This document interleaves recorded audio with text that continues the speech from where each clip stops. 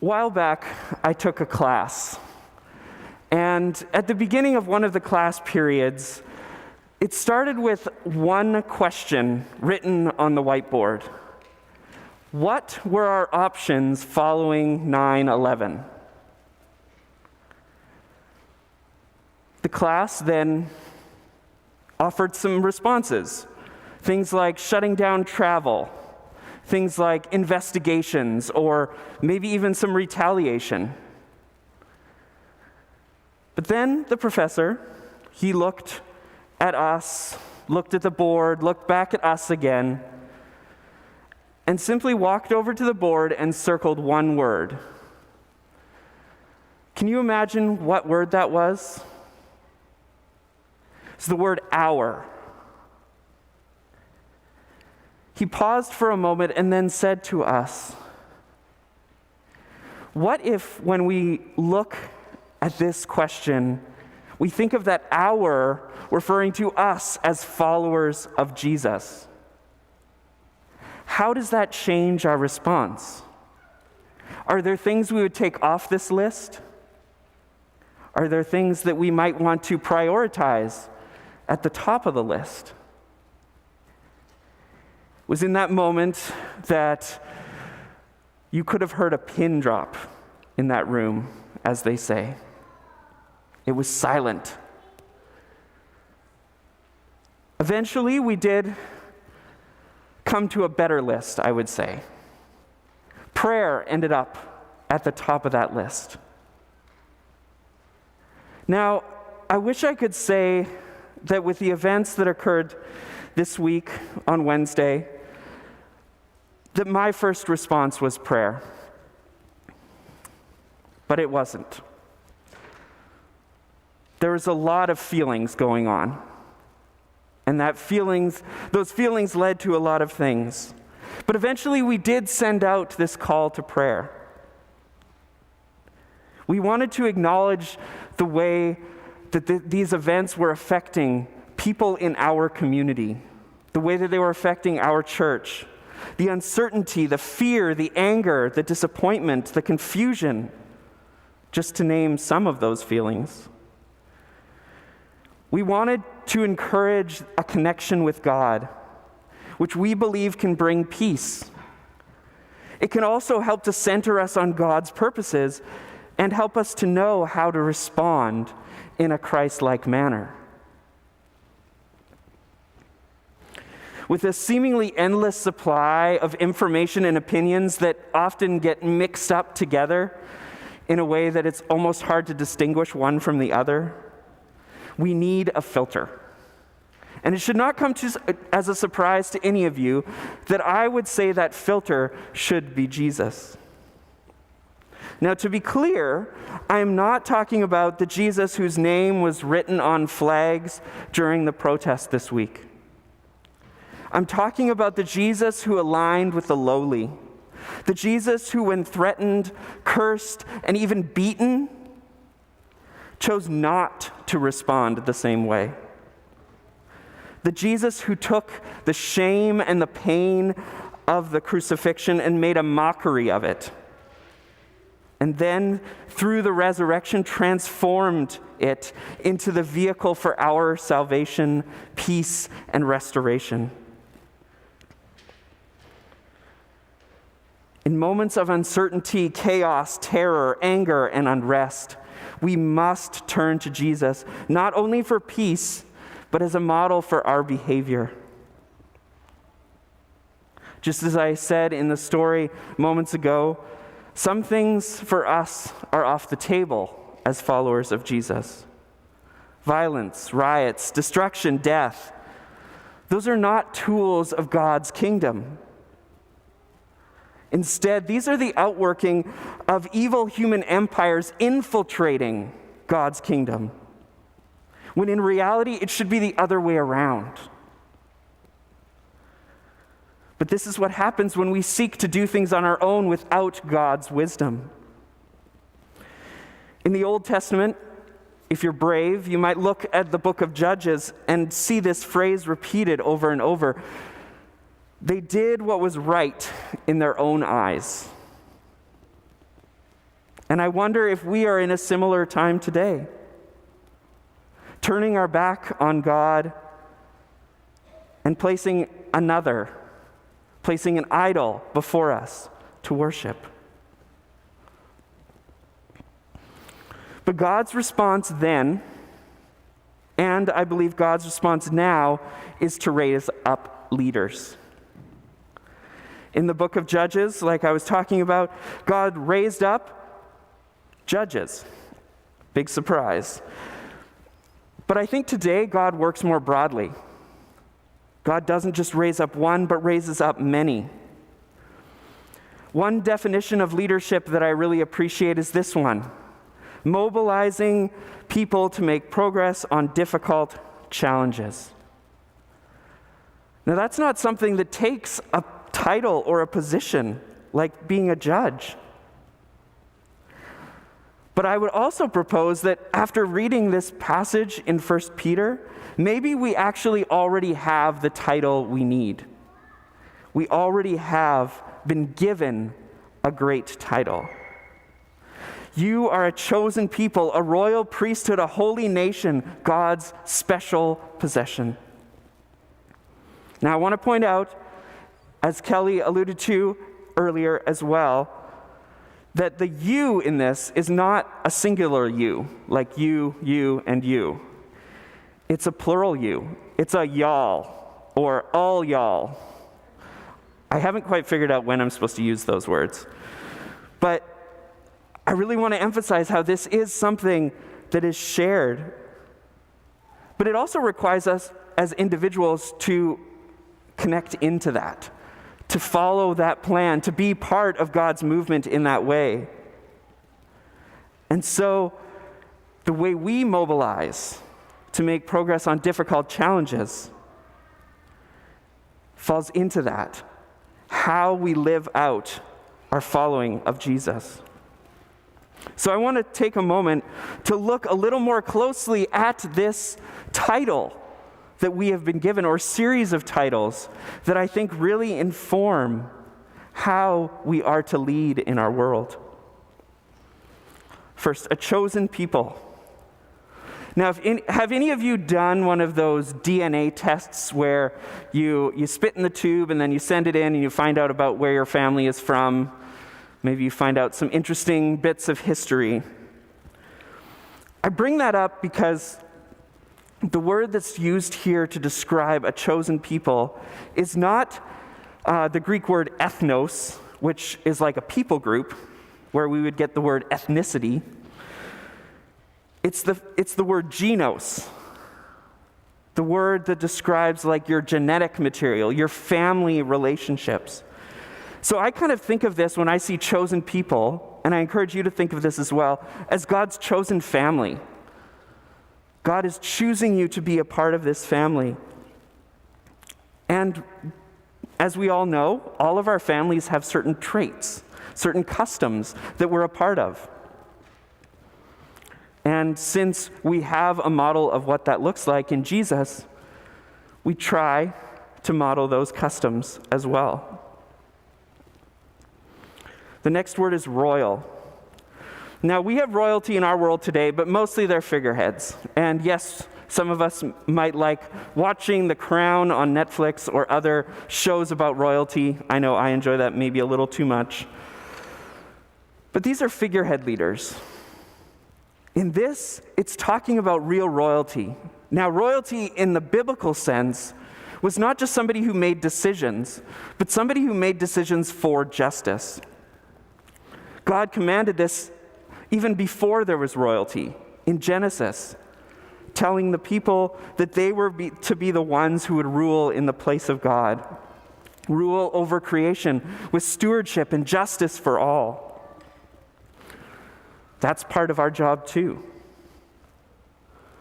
And then this idea of being a priesthood. In Anabaptism, we sometimes talk about the priesthood of all believers. This is something for all of us to do. But maybe we forget what a priest really is, because we don't really have priests as such. But the role of a priest is simply to bring Jesus to the people. So whenever you bring Jesus to wherever you are, whether it be at work or at school or out with friends or maybe on Zoom with friends, because that's probably a better idea right now. When we bring Jesus into those situations, we are being priests. And that's the whole expectation of this word. A holy nation. Now, many of you know already that holy means set apart. So a group that's set apart for something. But nation here doesn't mean like a political nation with borders and a military and everything like that. This is where the word ethnos actually comes in this passage. So it's a people group. So a holy, set-apart people group. I like how the King James Version uses the phrase, a peculiar people. Or as I would use it in maybe more common terms, a bunch of weirdos. The people of God are called to live by a different code, a different way that might look weird or different to people outside of the kingdom of God. But that's the very point.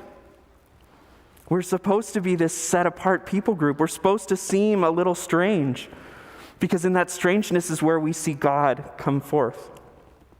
And finally, God's special possession. Now, the word possession here might indicate in our minds ownership, but I think it actually means more like belonging. So this language actually comes out of the Old Testament, talking about how God and God's people are covenanted together, how we are bonded together in a special relationship. The phrase often used is, I will be your God and you will be my people. This isn't about God owning us like we're property, like we're things. It's saying, you belong with me. We are together. Putting this all together, we see something quite beautiful. We see that we have a purpose, that we are created to do justice, ruling, bringing Jesus' presence to all places, being a little weird, and belonging to God. These are all amazing characteristics. This is who we are and who we're called to be. And this is our title, or series of titles really, about what it means for us to be followers of Jesus, but leaders in our world. And as it was unpacked in different parts of the service today, a lot of this comes into play as we are built up and as we build each other up as part of God's kingdom. These living stones that are made to proclaim God's amazing work, and I think to be part of it in our world with all people and all things. So the main thing that I was asked to speak on this morning was to kind of talk about a little bit what I've been learning on my sabbatical month. In December, I was gone, and while typically in extended time off, I would probably like to travel more. That's obviously not what can happen right now. But I was able to travel through different books and audiobooks to hear words of wisdom from all over the place. And I felt like what I had learned really connected with the things that I've just preached about and what's going on in our world today. The church plays an important part in, as Jess was talking about, being people of prayer, bringing peace in our world and wisdom to situations where there seems to be none. A lot of what I focused on was what it means to be a leader in the church. Those are the books that I was reading, the different things that I was exploring, and it really sunk in that it's not just that I am a church leader as a pastor, but I am led to lead leaders. So God led me to this place to lead all of you who are leaders. Now, I may have this dual role of being a pastor and one of these leaders, so I don't get to be off the hook for the things that I just talked about. But it's also not that I'm the only one doing it, or Jess and Kay and I are the only ones doing it. We are not called to do the ministry of the church. We are called to encourage and equip the congregation to be leaders, not only in the church, but in our communities and in the world. If you think back to that definition of leadership that I gave, mobilizing people to make progress on difficult work,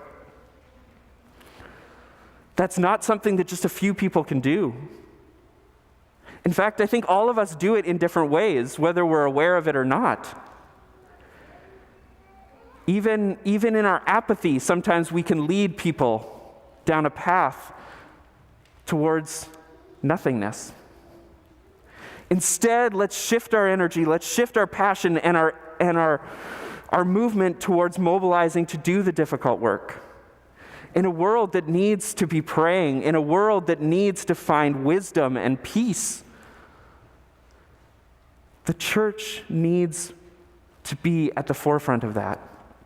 And we need to be encouraging and building one another up to do it at every level, not just from up here, not from in front of the piano or a microphone, but also in Sunday school classes, in interactions that we have, maybe making specific choices saying, I'm going to meet with people in a safe way, but to encourage one another to follow and to live into this title that we've been talking about. If you saw my video on Wednesday, I talked about leadership as what happens in the gap, this empty space, this sort of like an empty lot, if you might imagine it, between where we are and where we need to be. And I know that this is very sort of theoretical sounding, but this is where we need to be doing the work, in this gap between where we are and where we need to be. And sometimes defining these is really difficult. So I'll give us a little head start.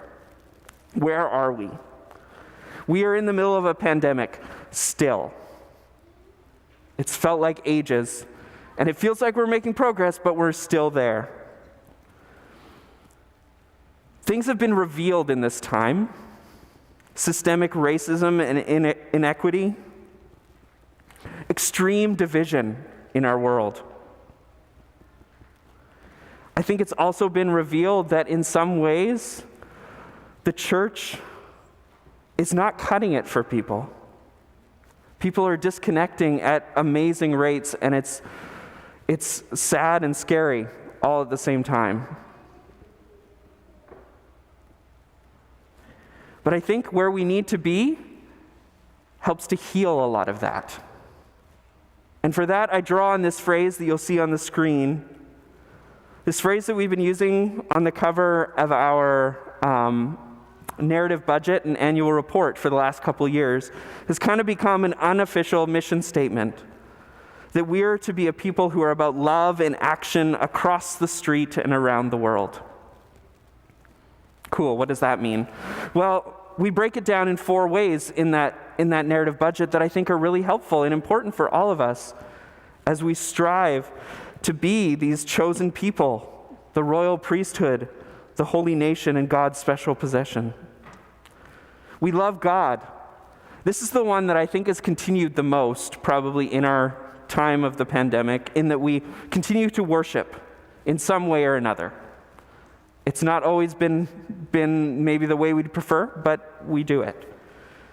We also do that as we gather. I know the children's Sunday school has been doing a live stream on Sunday mornings. The 5th through 8th grade Sunday school and the high school Sunday school classes continue to meet on Zoom, and other groups are meeting virtually as well.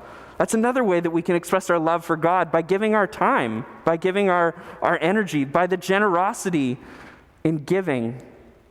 These things are also part of the second piece, which is loving our church community.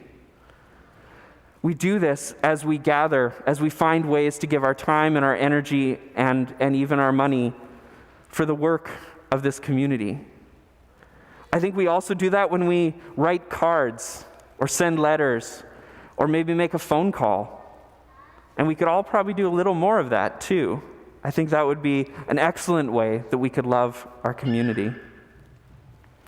We also love our neighbors across the street. In a literal sense and in a figurative sense, we have helped some people in town here who have been struggling. And the mugs with the drinks, the warm winter welcome. We're loving our neighbors who aren't even across the street, they're across a grassy field. But this is a beautiful way in which we can live out this calling. And loving our neighbors around the world, and while it's much more difficult to travel, or maybe not even possible to travel around the world right now, because of the generosity of this congregation, we have continued to be able to send financial gifts and encouragement to those who do the work around the world.